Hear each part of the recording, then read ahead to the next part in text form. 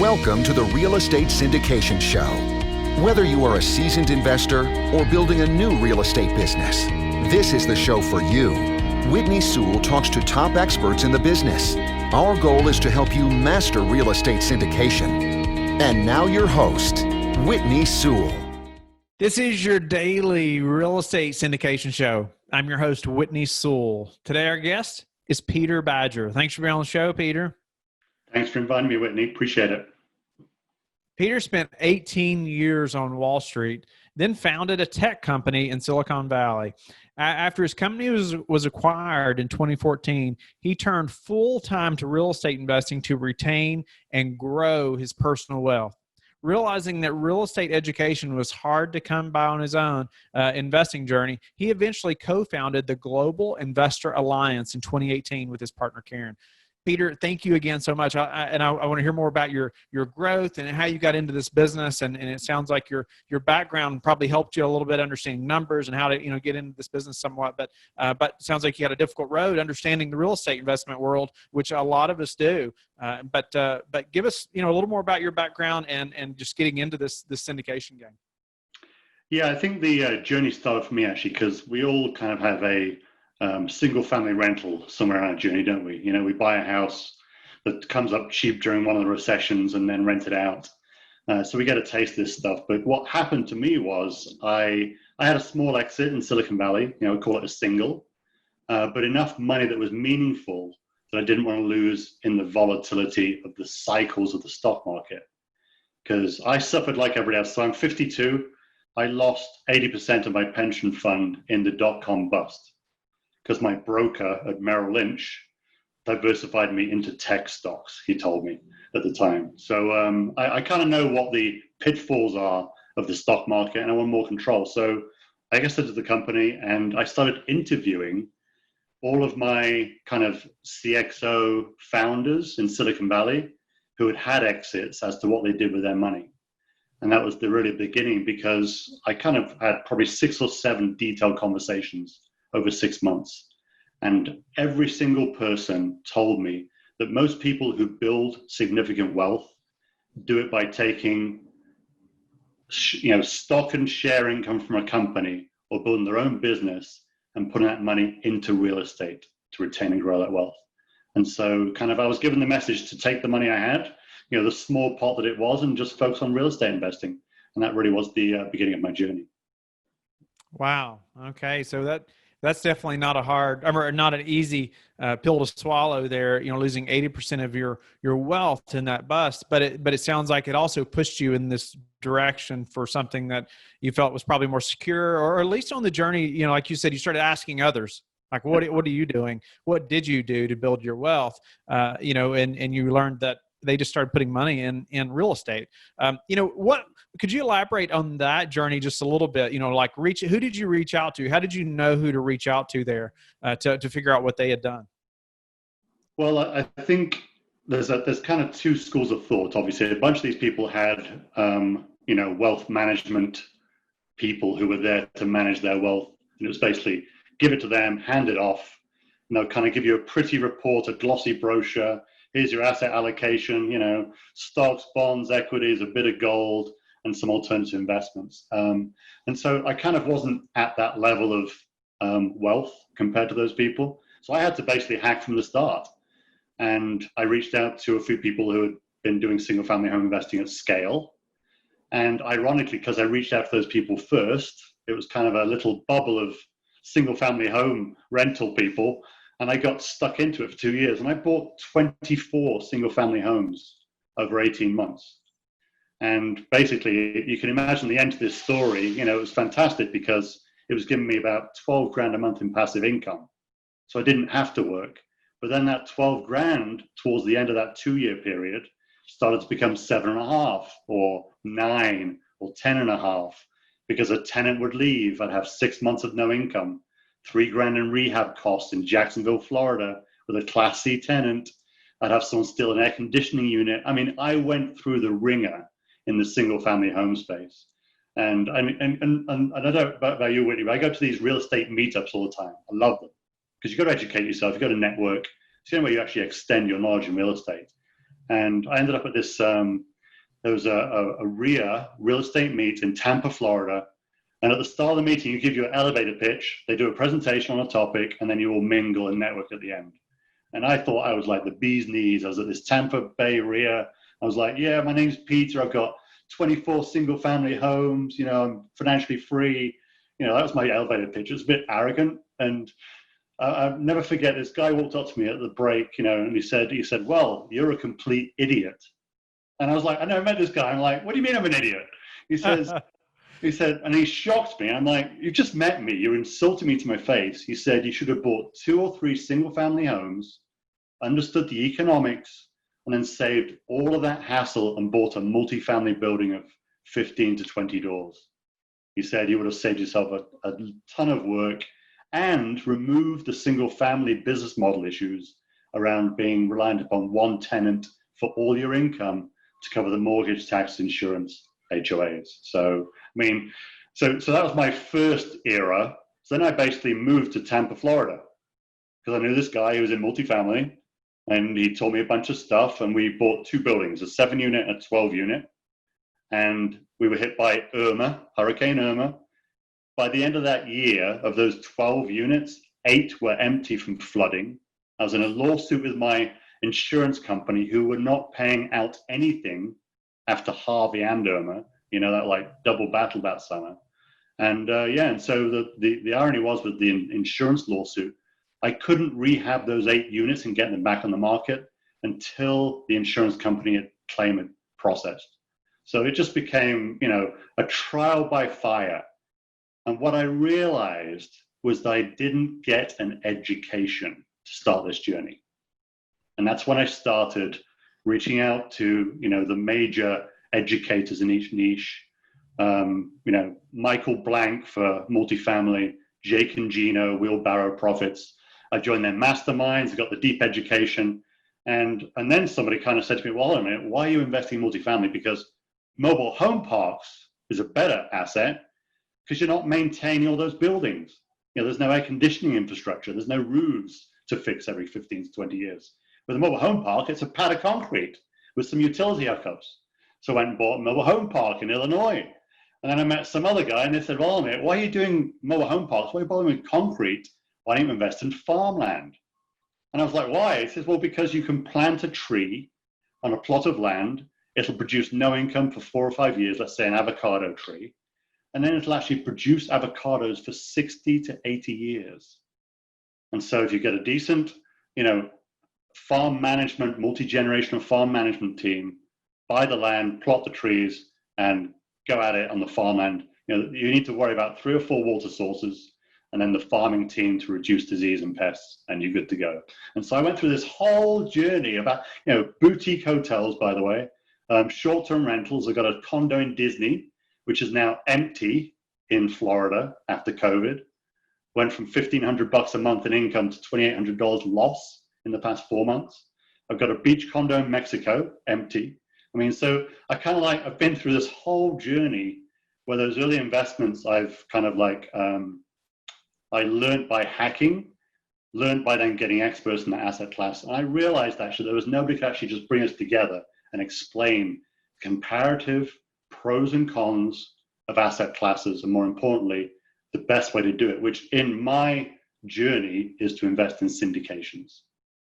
That's my conclusion. I mean, so I'm talking to the choir, Whitney. I'm talking to the choir. It's so it's interesting that like you want to do any investing whatsoever. You know, it's just like, okay, I'm done with this after just, you know, really getting punched in the face numerous times. But there's a great quote there. I can't remember exactly, but you know, it's those that keep getting up after getting punched in the face, right? The ones that finally succeed. Back on the bike. And you've done it, you know, and it sounds like a horrible journey, but you know, you learned so much. You finally realized, okay, I need an education. You know, I jumped in a little too fast, and you know, I love that drive though, and just how gung ho you were about it, and you made it happen. But and then you still didn't quit, you know, after just many setbacks. So congratulations on that part alone. Just that mindset Yeah, that mindset behind that is so much more important than most other things that we could even talk about. Probably, it's so important. But well, Peter, let's jump into that a little bit. As far as you're helping people, you're helping educate people now because you had such a struggle with that, and that's great. But let's jump in about how analyzing a syndication and how what that looks like, or maybe some tips on analyzing a syndication, so that, okay, this one over that one, you figured out that investing in syndications is the way for you to build wealth. Maybe you could start there and say, okay, why are syndications the way to go, for you now? And then let's jump in analyzing. Yeah, so I think if you look at the summary of where I ended up was, I teach people to have a foundation of wealth with multifamily United States-based syndications. Because the US, from a real estate market standpoint, is the most consistent, data transparent market on the planet. And I know I've invested all over the world now, so I kind of know how much data we have. And so one of my big frustrations actually about people who go into real estate investing for the first time is they normally go on a whim without the education. So they get a neighbor who's a broker, and he'll say, hey, I'm in Denver, Colorado here. So in the Highlands, all these townhouses being built. So I met a guy in January, and he says, oh yeah, I just bought a townhouse, $600,000, and I'm going to rent it out. It's my first time. The broker was a buddy at a party, and he said he should buy it because it's appreciating. That was his entire strategy, walking into real estate. And what he doesn't realize is he broke the 1% rule, which is your rent should be 1% of the purchase price to stay out of trouble for a single family home. And so just the basics, people don't understand going into it. He was charging $3,000 a month for a $600,000 townhouse. So that's 0.5%. So I knew he was in trouble before the conversation ended. And so the thing for me actually is that when it comes to going into real estate, people do not analyze the macro MSAs, metropolitan statistical areas, all the way down to the block and neighborhood area. And so what we do for analysis is we say, okay, let's look at the 400 metropolitan statistical areas across the US, and let's work on, based on population growth, hopefully going higher, job growth across a set of diversified industries. You look at crime going lower. You look at median house price, condo values going higher. You look at the school quality.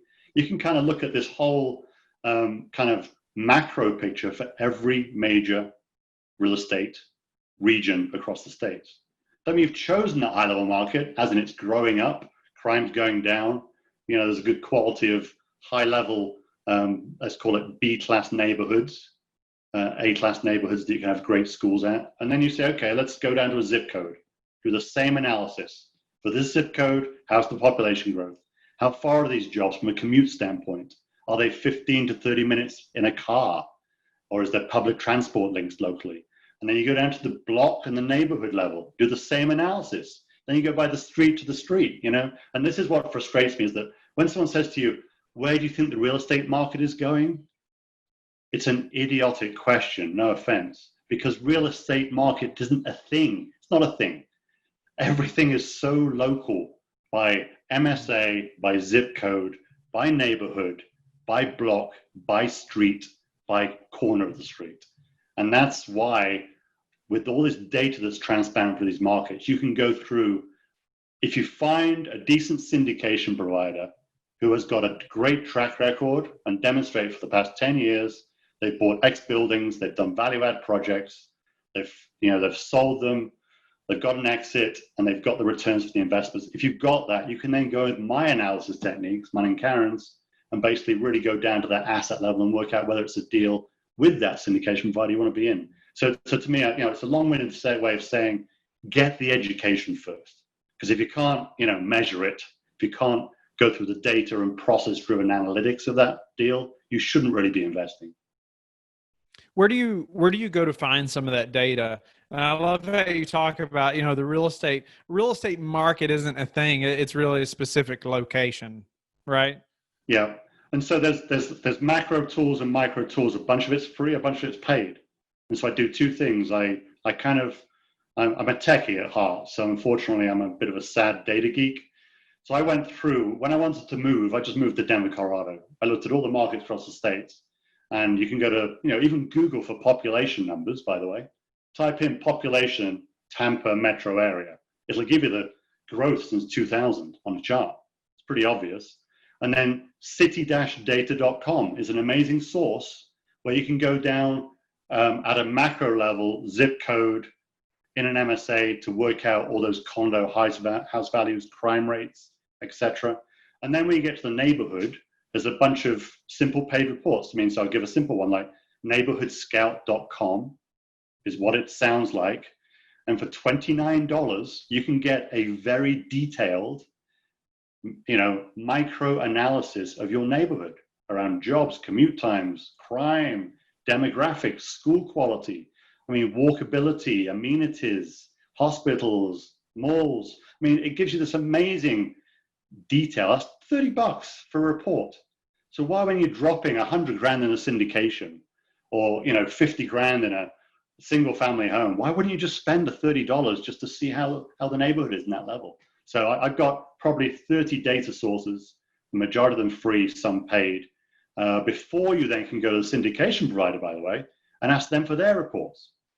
Because those syndication providers use CoStar, they use other sources that are paid, which are expensive. And you can say to them, hey, listen, I'm thinking of investing in your deal. Please send me the rent reports for this building that you're buying from CoStar. And you can read it like they can and see where the rents are at and check their data and make sure that they can command those rents as part of the business plan. Okay. So, analyzing further, I know you laid it out there. Population growth, job growth, crime rate, make sure it's going down, medium house prices, school quality, and some great resources there. Yeah. And City Data, that's a great website. At first, I remember it was a little clunky for me to figure out how to use. I remember that, but once you figure out kind of your reports that you like to see, then you figure out where to go to. But, okay, so now we're going to invest in a syndication and, we're not messing with single family or anything else. What else should we be looking at as far as, investing in that deal or that opportunity with that operator? Well, so I think this is where the alliance came together for me and Karen. So we've probably invested in 50 deals in the past 7 years. And I've made a few mistakes in the early days. Yeah. And they've become less mistakes as time went on. And here's the reason why. So we kind of do three main areas. We go through and do that full financial analysis. Macro, micro, asset, kind of make sure we're in the right location. We then go through the full model for the actual asset itself. What are the returns? What are the assumptions around debt coverage? We won't buy or won't go to a syndication with more than 75% of debt, because that's when you get in trouble, generally. Just a rule of thumb, to live by. We go through and work out what those rents are, what they are today. If it's a value add project, are they 15, 20, 25, 30% below market rates? If we put in 5 to 7 grand to 10 grand on fancy kitchens and bathrooms, can we command from $1,100 to $1,500 in that zip code, in that location, based upon other comparable buildings around it? So we go through the full asset analysis in that neighborhood. And the third piece is we visit it. So we get feet on the ground, we go and see the property, because you've got to walk around it. It is unbelievable how people will look at the glossy investment summary, throw 100 grand over there and not realize that less than 50 feet down the corner there is a drug den, on the corner. And so it's so street and neighborhood specific. So they're the three things. Macro, micro, is it the right market to be in, period, and neighborhood. Number two, how's the asset? What's the business plan? Check all the inputs and the outputs and verify it fully. And then third, go and do your physical due diligence, pitch up, meet the syndication provider, meet the rehab people who are going to be replacing those kitchens and bathrooms, and walk the neighborhood, look at the shops, chat to residents. Is there any crime here? I pretend for these assets, I walk into the sales office with Karen and I say, we're a couple looking for a place to live. And we see how they respond. We're checking their staff for customer friendly, bedside manner. Do they treat us well? Do they follow up? How they approach us, what the tour feels like. And we kind of give that feedback to the syndication sponsor, by the way, because it's important. They know that going into buying the asset. So that's really the due diligence doing. And here's the irony of the alliance for us. So I'd say about, I think it's probably 2016, we started talking about this stuff to all our friends and family, like you do. Like, what are you doing now, Peter? You left, Silicon Valley. How do you fill your time? Well, I invest in real estate. And I went through the journey and I started talking about it, and people started to latch on, started repeating it. And then in 2018, a guy called Rudy used to work for me. He met him for lunch and he said, "Thank you, Peter and Karen." He said, "I've now replaced my corporate income from going into the same investing techniques you taught me and have mentored me in the past few years." He said, "Why don't you make it into a course?" So we created this 8-week program. All this information I'm chatting about now is in detail, 17 hours, by the way, of education, video, plus some exercises, with all the models you can download and apply to your asset you're thinking of buying. The syndicator checklist, 30 points about how to analyze the syndication team, which is the most important thing, by the way. And then what we realized was, as we started growing the alliance, we actually go and look for deals. Me and Karen find deals. We actually analyze them ourselves. Once we are going to commit our personal capital, we then offer it out to our alliance members. And then what I didn't realize was that there's 10, 20, 30, 40 pairs of eyes on the same deal. So we get on a Zoom call just like this. We start chatting about the deal. And I realized I've got blind spots. Karen has blind spots. We start to fill in each other's blind spots. So all of a sudden you have this like crowdsourced group of investors all looking at these syndication deals in tandem with that kind of similar based knowledge now, having gone through the program. And we've got better investment outcomes because of it. So I never realized that this was where the journey would take me, which is actually making me a better investor because other people were helping us analyze those deals. So.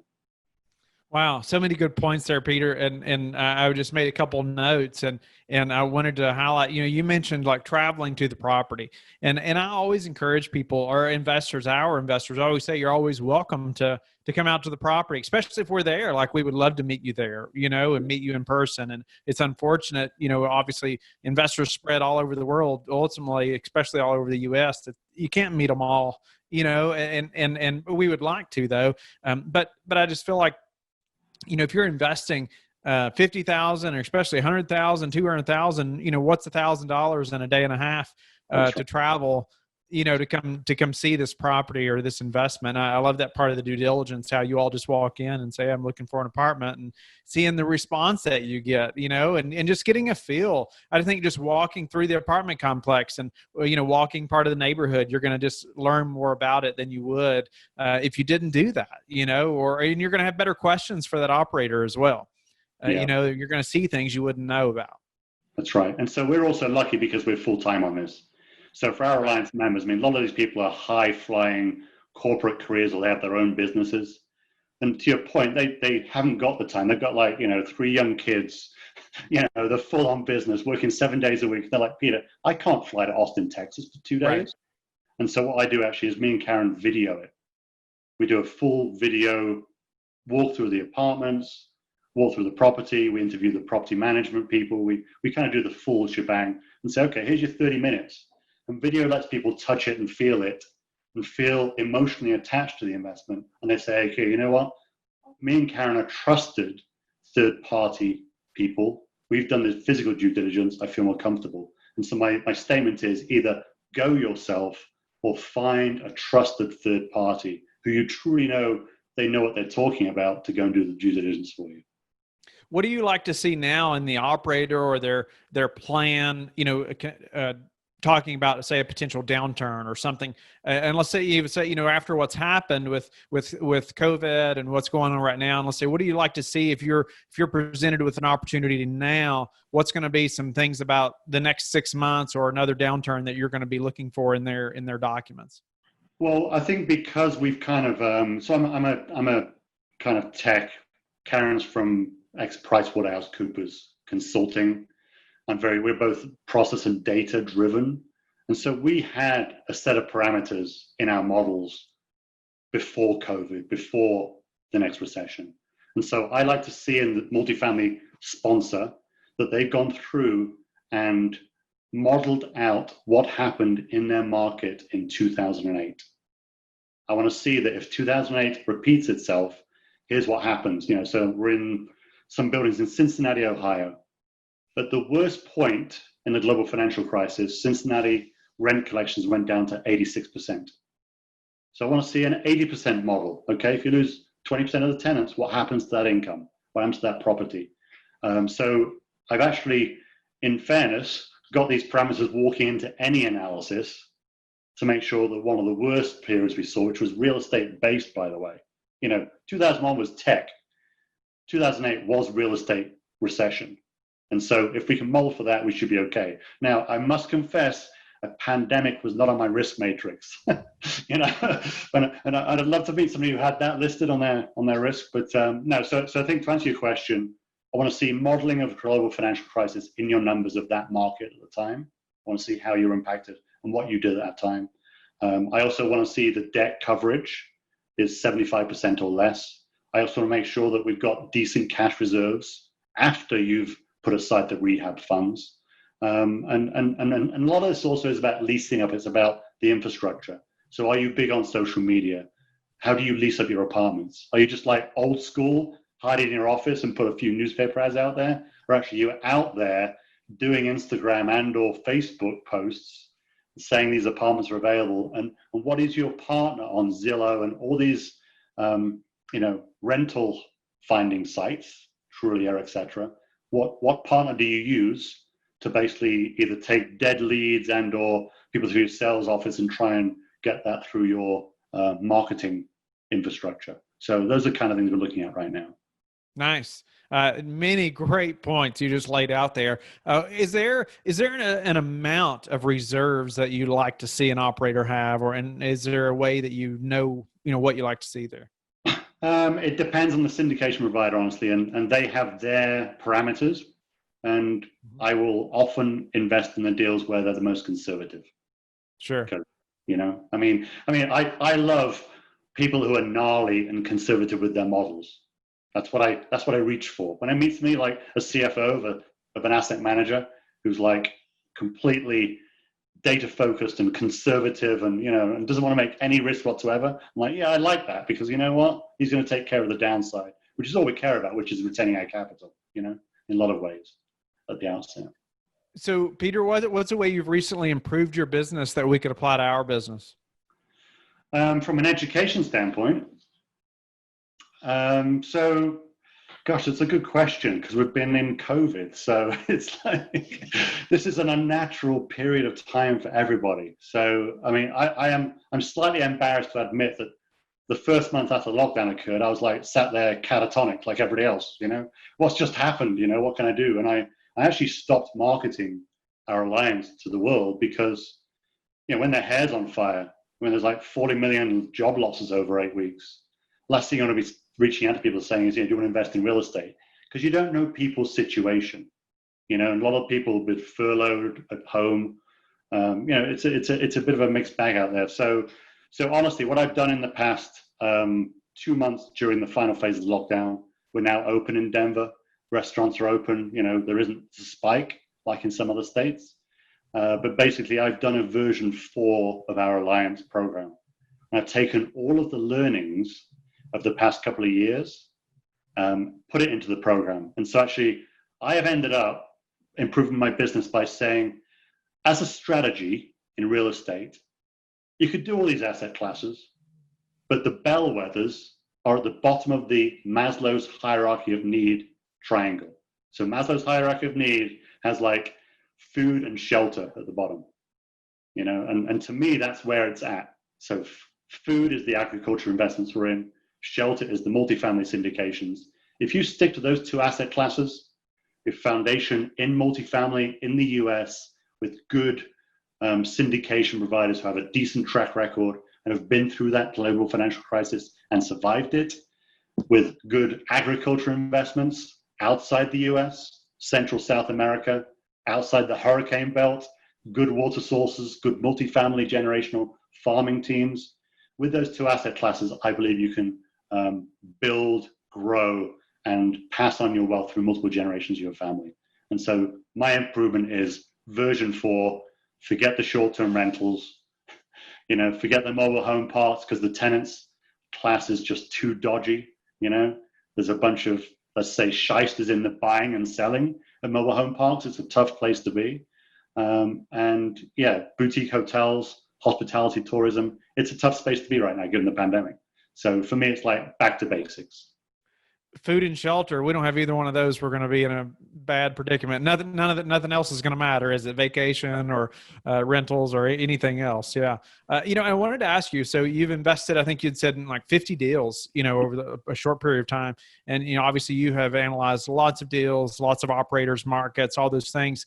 But, after that kind of experience as a limited partner, as a passive investor, what are a few things that have stood out to you amongst, let's say, the top few operators that you've invested with? What are some of the things that allowed them to stand out to say, okay, out of all those deals, these 2 or 3 operators are my best operators, or I like these deals the best, or the way they operate the best, or the way they communicate, or whatever it may be?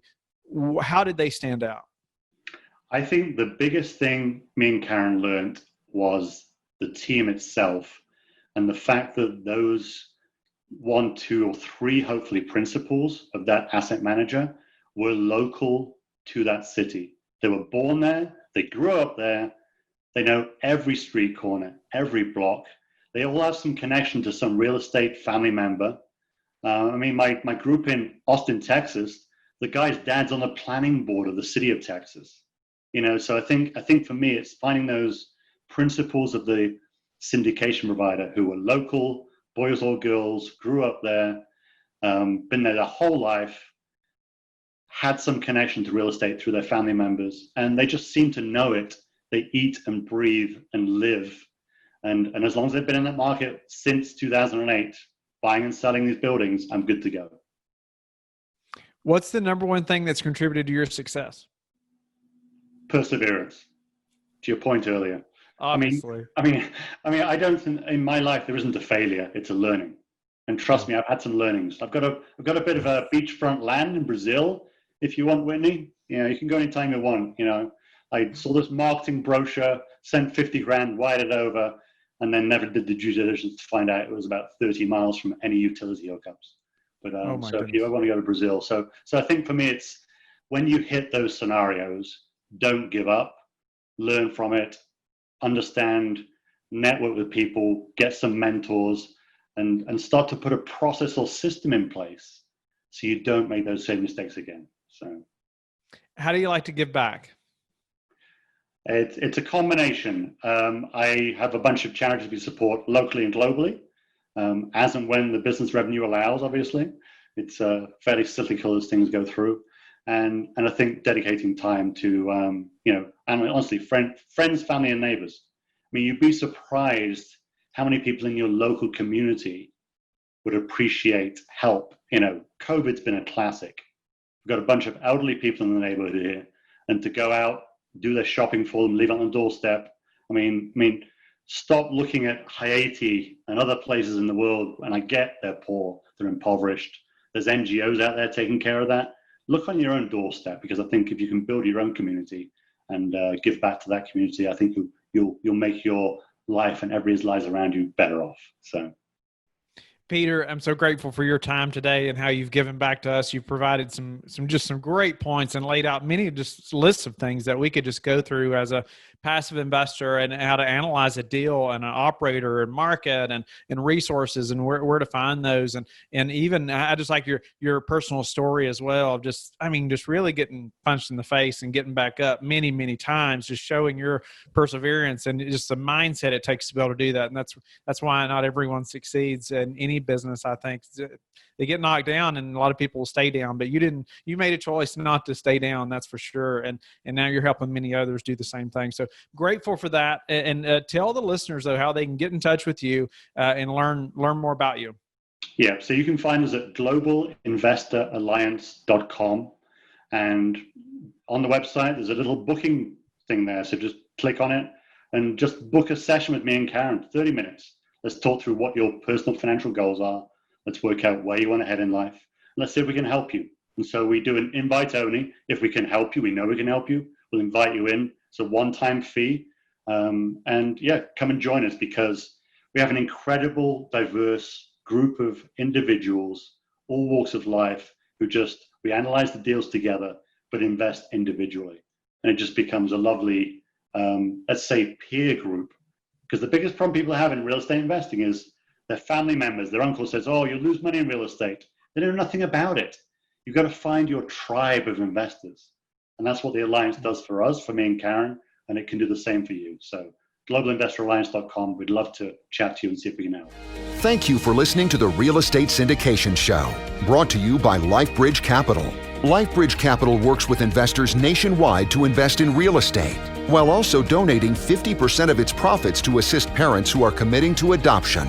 LifeBridge Capital, making a difference, one investor and one child at a time.